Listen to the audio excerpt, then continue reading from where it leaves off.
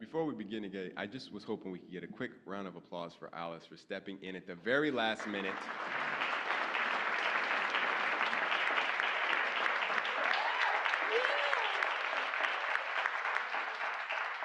She had a day and a half to get all this music together, so I'm very appreciative. Don't get embarrassed. So, good morning, y'all. When I first thought to speak to you on the subject of time, I imagined the creation of a quick guide for time's successful navigation, like an airport travel guide, full of helpful hints on how to get the most out of your time. Something pithy and cool. However, the first lesson of time is that time will humble you. I was humbled, and I recalibrated. So, what's up, Mickey? Oh, sure. Let's do that. Everybody hear me okay? Awesome. Even in the back, I saw one thumb up. Okay. Awesome. Not that anything I have to say today is that good, but I mean, I appreciate that you guys all want to hear it. Thank you for coming. So, I was humbled and I recalibrated. And so as we celebrate the end of this cycle and the beginning of another, I want to provide you with an orientation to time. Time, like love, is one of those things that we're all supposed to just understand, and then suddenly, when we encounter life and our unexamined assumptions break under reality, we're confused. So I figured we would start today with the basics. Functionally, as we go about our day-to-day, time is most easily visualized as a line. There's a beginning, a middle, and an end. And as we grow in our ability to abstract, we realize that the beginning of that line goes way back, some huge number of years ago, scientifically known as a bajillion gazillion years ago. And then it extends some near equivalent time into the future. So it's an incredibly long line, but it's a line, right? And along this line, events occur. This is what we teach in schools. We say, plot out the timeline of the United States. So we put like Jamestown over here, maybe we put the Revolutionary War here, Louisiana Purchase, ragtime, you get the point. So this is our understanding of time, but it is not the only understanding of time. The Yoruba people are an ethnic group that inhabits Nigeria, Togo, and Benin. They're also present in large numbers throughout the African diaspora via immigration, both voluntary and forced. Due to the effects of European colonization and living within a capitalist world, not hating, just saying, the Yoruba have adapted European notions of time as a cost of doing business. However, the traditional Yoruba understanding of time is quite different. In traditional Yoruba culture, time is largely divorced from numerical concepts. In his essay, Time in Yoruba Culture, Dr. Fayemi Ademola Kazeem explains that for the Yoruba, time is a function of the events and cycles of life as perceived by the people experiencing them. Numerical ages are a foreign concept. Instead, a person's age is a developmental phase of their life. So a newborn is Ikoko. When she begins to crawl, she is Irakoro, then Omorense, and so forth, all the way to elder, which is Arugbo. Even death is a transition to new life. One cannot become an ancestor without passing through death. In many forms of African as well as other spiritualities, there's a tradition of calling upon your ancestors for help. And so that dying and passing on to the next phase is a part of rising up to that next level where you can then help those who are still here.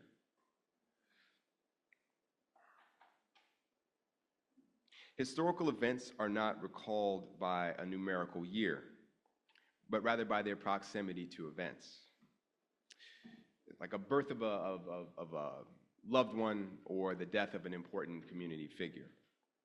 There's no designation for an hour, But the twinkling of a human eye is used roughly how we would use a minute, and the blinking of the eye of the crab is used roughly as we would use a second. A year is not composed by 365 days.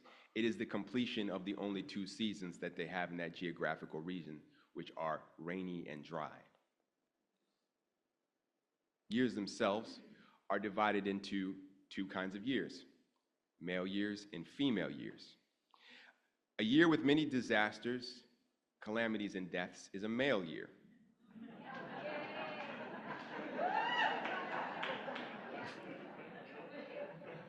And a female year is one of peace, prosperity, and plenty.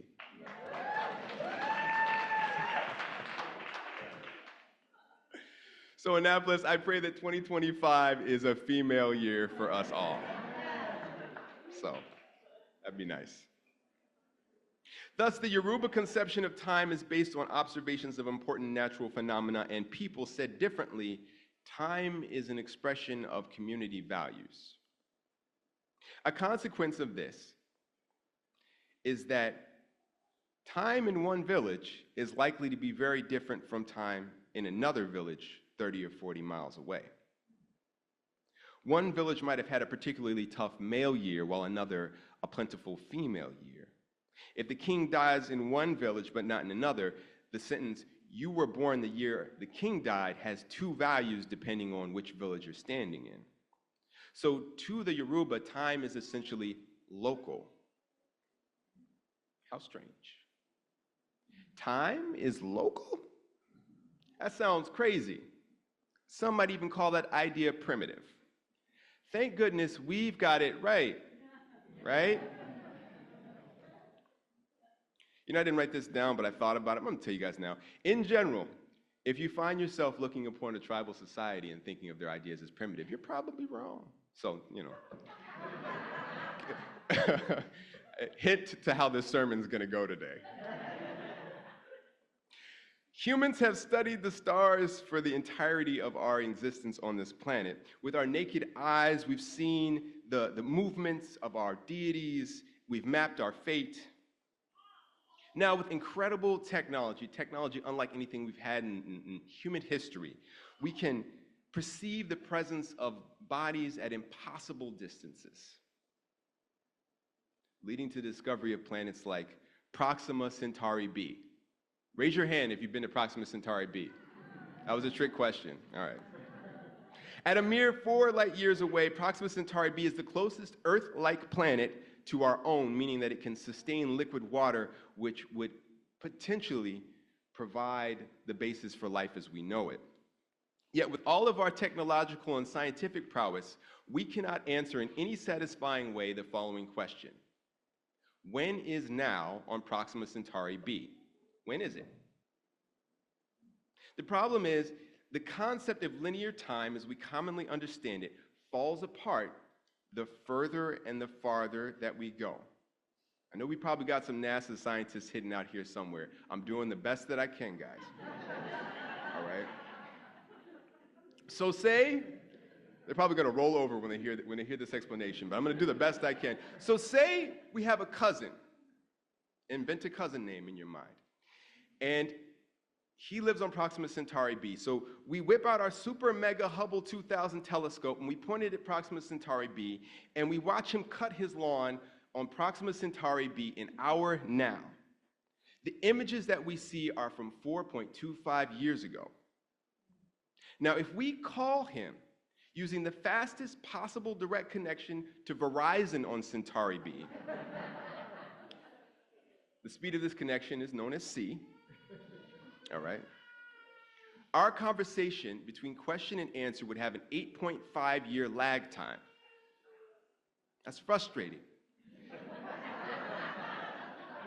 I care a lot about lawn maintenance. Actually, my wife is here. She knows I hate lawns, and I just let them all just go to natural. Lawns are the worst. They just suck up water and they do nothing for us.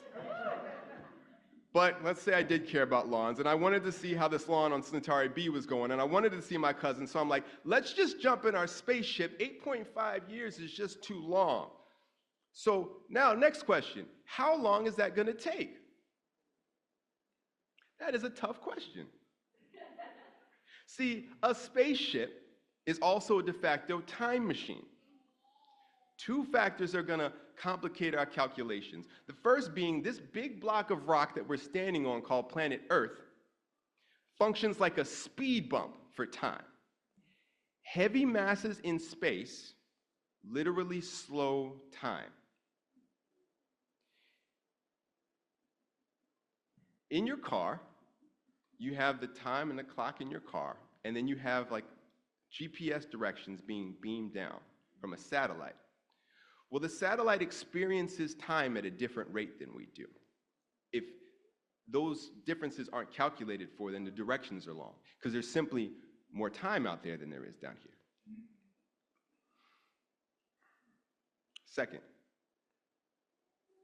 the faster we go, we in our spaceship, so all of us in the spaceship, for the people on Earth, we literally slow down time. So an 8-year journey for us might be an 80-year journey for the people that we leave behind. And as we close in on c, aka the speed of light, we will literally stop time. Yet for us on the spaceship, as we're eating our space noodles or those like nasty space ice creams that you can buy at the museum, we would experience time as now, right now, now. So what is now? Thich Nhat Hanh founded the Plum Village International Sangha and wrote the quintessential tomes on mindfulness for the Western world. He explained now like this: your true home is in the here and now. It is not limited by time, space, nationality, or race. Your true home is not an abstract idea, it is something you can touch and live in every moment. No one can take it away from you.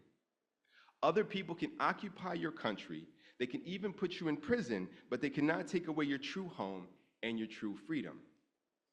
See, Annapolis, now is yours. It's truly yours. No one can ever take away your now. It's your own little pocket of special relativity. Now, I'm an amateur astrophysicist and an amateur mindfulness practitioner. If you're interested in learning more about mindfulness, we have a wonderful mindfulness group that just did a wonderful presentation. Please seek them out if you're interested. They're good people. As for me, I can only give you what little I have, what little I understand about the nature of reality and the nature of time. So the way I figure it, time, big T time, as in the variable time, it's an expression of value. In math, time, unlike sound or light, is not a numerical constant. It is a variable. The Yoruba and other non-industrial societies clued us into this a long, long time ago. Time changes depending on the relative conditions of the phenomena being observed and the perspective of the observer. That's special relativity. 365 days, 60 seconds, that's not time. These are names that we gave to arbitrary values that we use to mark cycles. They're not time. Nor is time a line or a river. So what is time then? Well, I find it useful to visualize time as a really big canvas. Imagine it. Big, huge canvas for painting. Now, our bubble of relativity is a paintbrush with which we paint that canvas, the canvas of time. Time thus becomes an expression of what we paint, an expression of what we value. Think for a second. What changes for you if you stop thinking about time as a commodity? The way we talk about time, we talk about it like it's a $20 bill. Boy, I wasted that time. I sure could use a little more time. I got to get some of my time back. Let me see if my buddy can give me 20 minutes. Maybe I can take some of my extra time and deposit it in the time bank and then get some interest on my time so I have some more time in the future. And then I use that time to buy some timeshares and some time stocks. Y'all, I've done a lot of research about time, but I've yet to find the mutual fund model of relativity. Commodifying time is a gateway to an unhealthy relationship with time, one structured by scarcity and all the negativity that comes with believing that there is never enough of something, enough money, enough time. But painting time, think of it. Painting is not an accumulation, but an act of creation. So on your big time canvas, sometimes you might paint a picture of a brave hero on a horse. Now, maybe for you there is no horse. It's just you in a Honda Civic headed off to work. That's still very heroic. It is. It's not even a joke. Going to work and putting food on the table is the most heroic thing that most of us get the chance to do. That's for y'all. Or maybe it's a cozy scene of domestic life. A chair, a fireplace that impart the feeling of rest and comfort. Or maybe it's a still life, a scene of no action but pure detailed appreciation for the observable world, abstracted into something perhaps essential. And sometimes, we have to paint a scene of great sadness and loss. That's reality, and all of it is essential. We are time travelers by default, purely by existing and moving through space. But we are also more critically painters of time. How we exist in now and the choices we make now are how we paint. My advice for you this morning is to paint with intention. If you need to paint some rest, go rest. Paint the most restful, lazy rest you can, and don't feel bad about it.